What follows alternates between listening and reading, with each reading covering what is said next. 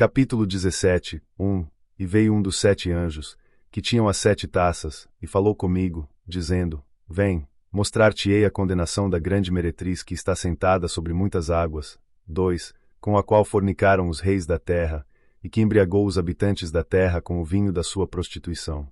3. E transportou-me em espírito ao deserto. E vi uma mulher sentada sobre uma besta de cor escarlate, cheia de nomes de blasfêmia, que tinha 7 cabeças e 10 chifres. 4. E a mulher estava vestida de púrpura e de escarlate, e adornada de ouro e de pedras preciosas e pérolas, e tinha na mão uma taça de ouro cheia de abominação e da imundície de sua fornicação. 5. E estava escrito na sua fronte: Mistério, a grande Babilônia, a mãe das fornicações e das abominações da terra. Conhecemos os nossos 5 sentidos da visão, audição, tato, olfato e paladar. O 6º e 7º sentidos são subjetivos. Quando voltamos a nossa atenção para dentro, despertamos o 6º sentido que nos permite ouvir a bondade interior, escutar as boas novas que são proféticas daquilo que está por vir. O 7º sentido é evidenciado por nossa convicção ou conhecimento íntimo de que a nossa oração foi atendida. Essa interpretação é outro meio de explicar os 7 anjos. Podemos usar nossos sentidos de 2 maneiras, para o bem ou o mal. Podemos voltar os nossos 5 sentidos para dentro, para o rela, e ver, compreender, sentir, cheirar e provar a verdade, ou impregnar-nos com todo tipo de limitações. No versículo 2, fornicação significa coabitar mentalmente com os pensamentos e opiniões negativos ou destruidores, tais como o ódio, a animosidade, ciúme ou ressentimento. A grande meretriz mencionada no versículo 5 significa a mente subconsciente que se entrega a todos sem fazer perguntas. Não argumenta conosco, mas aceita como verdade aquilo com que concorda a nossa mente consciente. Você pode impregnar a sua mente subconsciente de todo tipo de imagens negativas ou positivas, e ela não tem outro recurso senão aceitar o que é considerado verdade. O subconsciente aceita sem perguntas o que você acha ser verdade. A besta de cor escarlate mencionada no versículo 3 é o uso negativo e pervertido da sua mente. Mulher significa as suas emoções e atitudes dominantes que governam todos os atos de seu corpo. O corpo se movimenta conforme é afetado por nossas emoções. Eide conforme é acionado. A mulher, emoção, dentro de nós blasfema quando rejeitamos o nosso bem e mentimos a respeito de Deus e seu amor. A meretriz é um estado de espírito adulterado, confuso e neurótico. A taça na mão dela simboliza o subconsciente que recebe a impressão de todo o nosso pensamento destruidor ou malévolo. O subconsciente, meretriz, é um gravador que fixa todas as nossas reações mentais, imagens mentais e modo de pensar habitual. Podemos alimentar o subconsciente com pensamentos imundos ou com maravilhosas verdades psicológicas que suportaram a prova do tempo. 8. A besta que viste foi, e já não é, e subirá do poço sem fundo e irá à perdição, e os habitantes da terra cujos nomes não estão escritos no livro da vida desde o princípio do mundo se encherão de pasmo quando virem a besta que era e já não é. O abismo ou poço sem fundo é a negação. Não existe uma realidade final para o mal, ele se destrói por si. O único mal real no mundo é a negação e rejeição da presença, poder e sabedoria de um Deus do amor entronizado em nosso próprio coração. Todo o medo, ódio, cobiça e confusão de pensamento são de fato sem fundamento.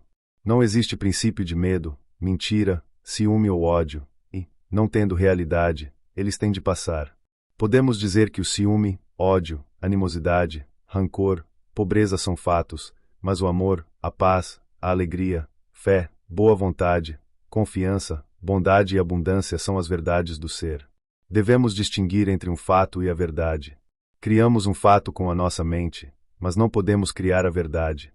A verdade de Deus permanece imutável e eterna. Podemos criar a discórdia em nossa mente, corpo, ambiente, mas a harmonia absoluta é a lei do ser que nunca muda. A besta que era, e já não é significa a negação do seu bem, o seu adversário. No momento em que você tem um desejo em sua mente surge uma oposição a esse desejo, uma negação dele. Por exemplo, você deseja vender a sua casa, e surge o pensamento de temor de que os tempos andam maus, há uma depressão, a falta de dinheiro, etc. Você deseja ir à Europa visitar o filho, mas não consegue encontrar a pessoa certa para dirigir seus negócios, etc. Você tem de enfrentar esse desafio em sua mente e matar a besta que é o pensamento negativo ou o medo em sua mente, e permitir que o seu desejo viva. O medo é uma emoção passageira que tenta ser algo permanente. Você se eleva acima do obstáculo em sua mente e imagina o seu bem, sabendo que aquilo que você projeta e sente como verdadeiro virá a acontecer. Você sabe que tem a experiência por meio de sua mente, e assim determina aquilo que vai experimentar. Você não considera as circunstâncias e condições como causas.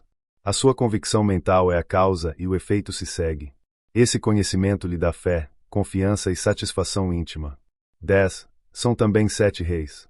5 caíram, um subsiste e o outro ainda não veio, e quando ele vier, deve durar pouco tempo. Os 7 reis são os 7 sentidos previamente comentados neste capítulo. 5 caíram significa que você está disciplinando os seus 5 sentidos. O sexto é a sua atitude mental dominante ou governante.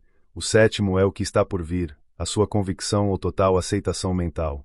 Tudo que for impresso será expresso. Uma convicção não pode ser cancelada, é um estado de consciência concluído. 14. Estes combaterão contra o Cordeiro, e o Cordeiro os vencerá, porque ele é o Senhor dos senhores e o Rei dos reis, e os que estão com ele são os chamados, os escolhidos e os fiéis. Este versículo frisa o que já comentamos, isto é, que sempre que surge um desejo em nosso consciente, a besta, limitação, virá para lembrar-nos ou desafiar-nos no sentido de que não o podemos cumprir, e a nossa paz é levada até que expulsemos a besta. Ele cai na perdição ou morre devido à falta de cuidado. Você pode matar de fome qualquer estado negativo, recusando-se a lhe dar atenção. Ele morre porque você se recusa a alimentá-lo. A sua atenção dá vida a todas as coisas em seu mundo. Elas caem em perdição quando você exercita regalar-se em seu bem na casa de Deus dentro de si. O Cordeiro ou a sua consciência da presença de Deus sempre vence. A sua fé em Deus vencerá todos os obstáculos, porá exércitos em fuga, tapará as bocas dos leões, e fará muitas coisas admiráveis.